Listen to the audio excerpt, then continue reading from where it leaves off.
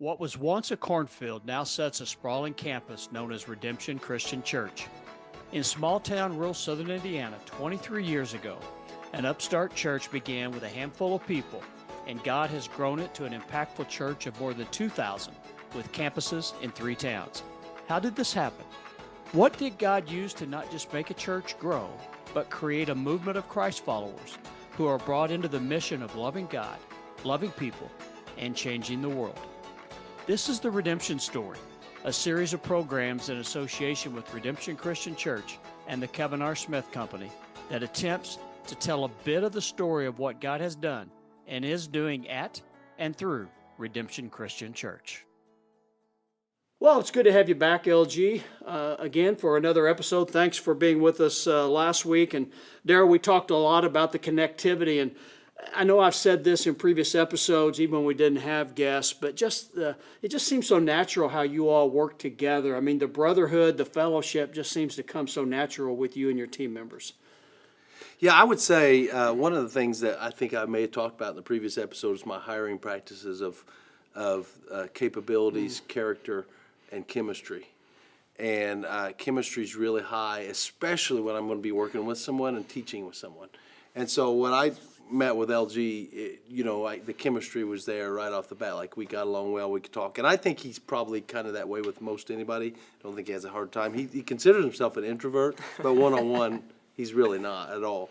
And so I knew that, we'd work well together. And it's been really enjoyable all the way through it. Like, I'm sure we get under each other's skin now and then, but not often that I can think of, really. It's just not been that. So, yeah, it's the chemistry of working with, and I think that's why when we do teach on stage together, it's pretty easy. Like, it's not a hard thing. I've done it with people in the past where it's a little bit of a chore, and writing was a chore sometimes with some of them. But it's been really fun, actually, really a lot. In fact, we probably do it more together than previous teaching guys I've had. Like, we'll teach on maybe three times together on stage throughout a year. He mentioned 3 C's. Let me ask you about 2 others, Okay. just out of curiosity. How much does creativity come into play in your role with the church? Yeah, I think, anytime, you're teaching, you're on stage, you're trying to be creative about the way you present things and do it differently, and that has a way of being sticky on itself. But we also, we try to be creative just about the way that we function. So, we do things like, Super Bowl Sunday. He just mentions, one of the times that we preach together. That's usually one of them, that we do the Super Bowl Sunday together. And, that was birthed out of just an idea that we want to do things differently to reach people that no one else is reaching. And so you try to be creative about how can we do something that, is not normal. It's not a typical Sunday that might attract attention, that might draw somebody in that doesn't usually come. And so certainly that's a creative aspect to kind of what we try to do. Outstanding. And then Darryl, I'll jump in, but let me start with LG. Credibility. It seems so obvious that to be respected, to be trusted, credibility has to be there. What's some of the challenges that individuals in your roles as ministers, leaders of a church face, do you think, in today's world with sustaining that credibility after it's been established? Yeah, it's a tough one anywhere. And what I found in the communities that we're located, and it's obviously starting with Jasper because there's credibility came honestly by being in the community. Like, I was heavily involved with the schools from the get-go. I substitute taught a lot. I was at school events. I helped coach in sports right off the bat, Little League, right there to help out wherever I could, because I thought that I knew that, all you got to do is look at our right, wrong, and different. Look at our athletic facilities in DuBois County, and you'll see where people's passion is the most. It's with their kids and in their extracurriculars and in their schools, because the schools are nice as well. And so I thought, you get involved right off the bat in the community, the heart of the community, credibility kind of comes out of that. And so that was kind of really what I would say off the bat. Just being genuine helps too, or when people at least feel that you're genuine. I think it's important for that. That gives you some credibility when they see your scars. Suddenly, then you earn some credibility with them. It's like we talk about, sometimes in the recovery programs. Like if you're going to help an addict that's recovering, sometimes it helps if you have been down that road yourself. And so I think that's true in ministry, in all aspects of ministry. That gives credibility. Would you? Yeah, I would say for sure that the length of time, just being somewhere and being with people, and over a sustained period of time makes a huge difference. Of a lot of places, not just in ministry, but also in ministry, people are in and they're out so Job quickly. hop. Job Yep. hop, right? Yep. And you're moving around. You don't have time to really see people grow up and see them go through things and to go through those things with them. And so that time invested is irreplaceable. That's important. But also, like Daryl said, it's just making yourself available to people and being vulnerable with them. So, being able to share pieces of your life and to say, I'm not perfect and I don't have it all together. I think people connect specifically over those vulnerabilities and just being open and honest with them. I think also just, them seeing you grow in your own rights and, different stages of life. I know for a long time when I was in ministry, I was the young guy, and so there's a lot of not lack of credibility, but just an unknown, when you're young and unproven and, people are watching. And so somebody told me if you want to be respected in ministry, you've either got to get married or turn 30. And I turned 30 first. So that's where I got. But then, you get married and you start growing a family, and there's just some commonality. If people are like, okay, this is, we're doing these things, we're kind of walking these same paths together, and you get to just kind of do life with one another. Well, this isn't going to be shocking maybe, but you're still a young guy to some of us with perspectives in our mid-60s, give or take, in that regard. I like to double down on that longevity thing. I think too many ministers either leave early or get ran out of town early in some cases, unfortunately. And I think you have to be there with people and be there beside their bed and be there for a period of time before they really build up that kind of trust in you. And so when I get the privilege of working with pastors or in large growing churches, and undeniably 90% of the time they have been there for 15 years or more. The lead person has, and I just think that's just so important to credibility and to trust. And it's like, why do I want to pour my heart out to you if you're going to be gone next week? So. Yeah, and I'll kind of to go along with that, that's one of the big values we have. We talk to our staff about this and encourage, because it's easy sometimes. So, you can be on stage and you can preach a sermon, and then you can just disappear. And you could hide in your office or, in the green room or somewhere like that. We really encourage staff, listen, Sundays are busy and there's a lot going on. You've got responsibilities. But one of the most important things you can do is to be out in the lobby. And that's where people are. It's that time in between services. Our building's actually designed this way to create that kind of space where you can have conversations. But for a large majority of the church, that's their main time that they're going to get with us, to come and to talk, to get to know you, to ask questions, to just talk about the game last night or whatever's going on in their life. That time is really, really important for them to connect and get to know you. And so that was a big value. And, unlike Daryl, I didn't grow up around here. And so, when I got here, he knows everybody. Daryl's the mayor around Du Bois County, and whether he would admit that or not. But everybody knows Daryl and has got a relationship with him, and that's super valuable. When I came here, I didn't have that at all. And so, I'm a Kentucky boy, had not grown up in here. So when I first came on staff, I am teaching, which does allow people to know me a little bit. But the other part of my job is that I do discipleship. And so I help community groups and get people in groups. And so one of the things I did when I started out was just bouncing around. So, I'd look up a community group leader and, I'd go and say, hey, can I pop in tonight? I want to come to your group and, kind of sit in with you guys, and not doing a report card or anything or judging you. It's just I want to get to know who's in your group and get to know you and just kind of be there. And so I kind of circled around to as many groups as I could get to. And I think more than I even realized at the time, that was really important, just to earn that credibility, to get to know people and make those connections. So I'm, really appreciative of that time.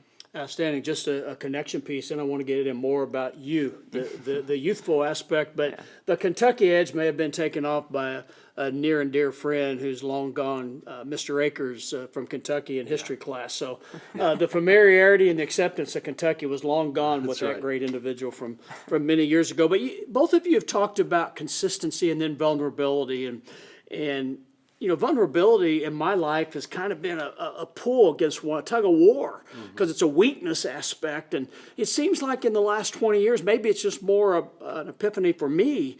There's more promotion of strength in that regard. But I sense that when I hear LG speak, just as when I hear Daryl speak on Sunday, that vulnerability just been a natural thing from the get-go once you laid out that path for ministry. Talk a bit about your start and when did you recognize ministry was for you, and walk us that path. Yeah, so I grew up going to church. Wasn't an option in my house. Even when I was kicking and screaming, my dad took me to church, mom took me to church. So it was a part of who we were as a family. And so I am grateful for that because it laid the foundation for, not just my career path, but for my whole life, my faith. And so growing up in church, I was involved in things. I went to student ministry, and for a long time was just kind of one of the students that was there. I had my small group, my people that I'd grown with. But it was around probably the summer before my junior year. We'd gone to CIY, something that Redemption still takes students to. And it was at that conference, I remember the guy, we were in Anderson, Indiana. He was preaching on stage and talking about people that wanted to not just serve God, but serve God with their professional life and what they were going to do, like a vocational type of ministry. And we were sitting there, I was praying, and the next thing I know, I was on stage. It was one of those people that said, hey, I want to do this forever. And so, I got home. My student minister was a little bit surprised, but not surprised. Like I saw maybe some of this in you. And he just let me start getting involved. He's like, I want you here on Wednesdays beforehand. Like, help me set up for stuff.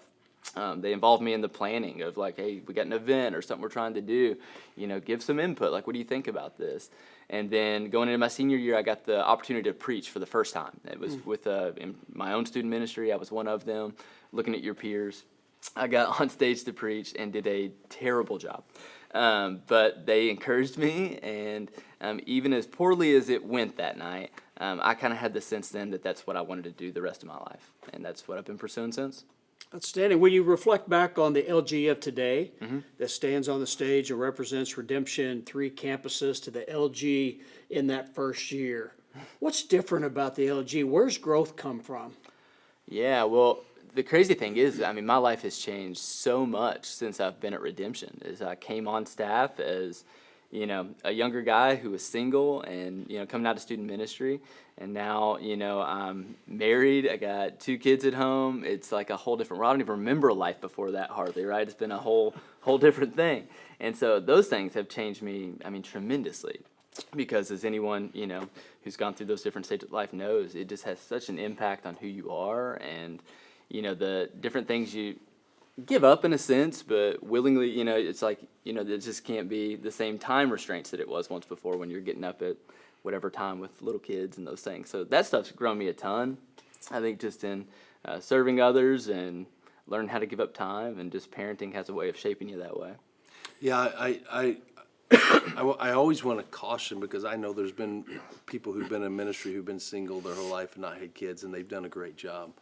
But I can tell you from doing this now for close to 30 years, the growth that happens ministry-wise in a person once they have their own kids, it's tremendous. Like, your perspective changes tremendously. And it's been fun to kind of watch that as I've had young staff come on and then get married, and I did it myself, and so anyway, it is one of the growing experiences. And then I would say too, is that one thing I've noticed consistently, probably never even told him this about LG, is like there is rarely a morning I don't look in his office and he's not in the Word.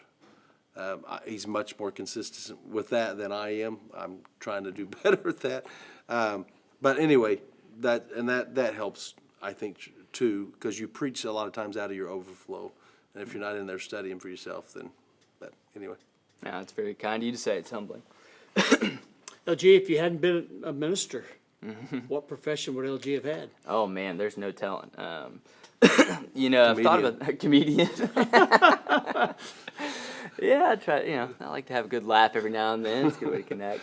Honestly, I've always said that I think if I didn't go into ministry, I might have pursued something in the realm of like law. So whether that's being a lawyer or something in that world that required probably some more school, but the things that I enjoy doing, I like reading and I like writing, and I think that might have carried over a little bit into that world. So I don't know. I've always thought maybe that would have been where I went, but who knows? So in the thinking realm, so to speak, right? Yeah, my wife would say that I would have ended up in like a little car down by the river or something, but I think I would have been all right.